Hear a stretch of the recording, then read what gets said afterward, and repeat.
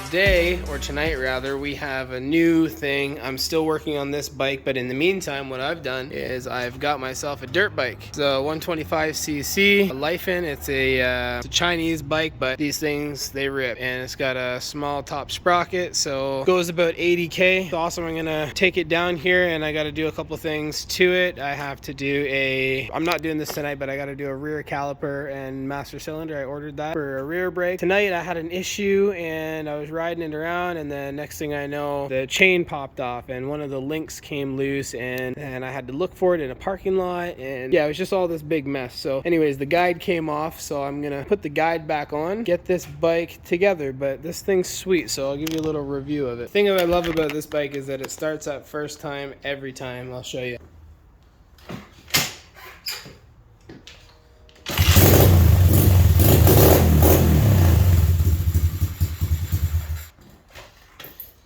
Just like that.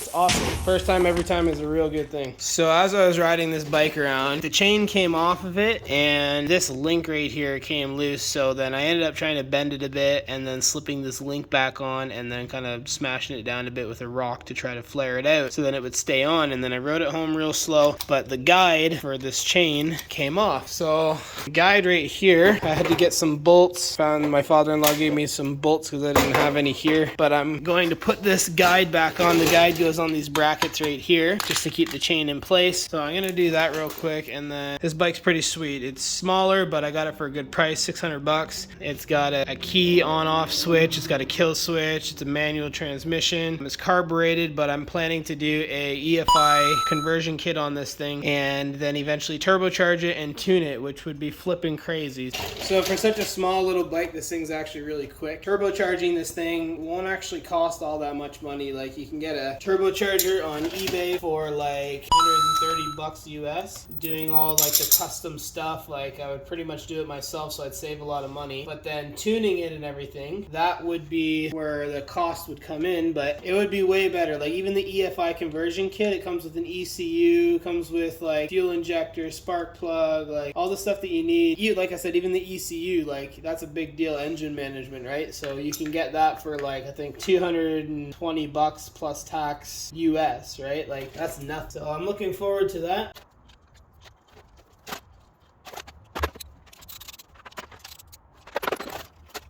This was the biggest problem of my life when this thing came off. Like I fixed it on the side of the road in a parking lot, and I lost that tiny little link. I didn't have any tools on me at all. It was just the worst thing. Then I went home and my wife was like, man, you just amaze me because you just fixed everything.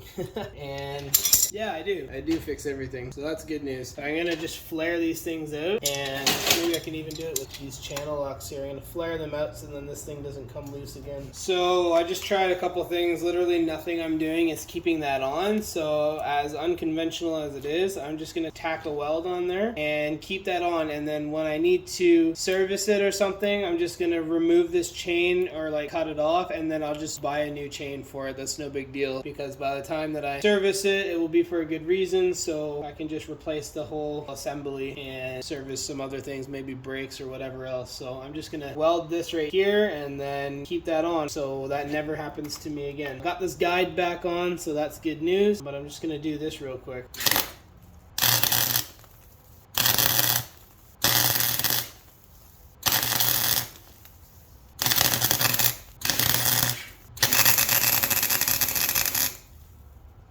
Alright, there we go. That's never gonna come off again. Can't fix it, cut it. Can't cut it, weld it. That's what I always say. I actually don't. I don't say that. Whatever. So it is what it is. It's not conventional. It's not right to do that.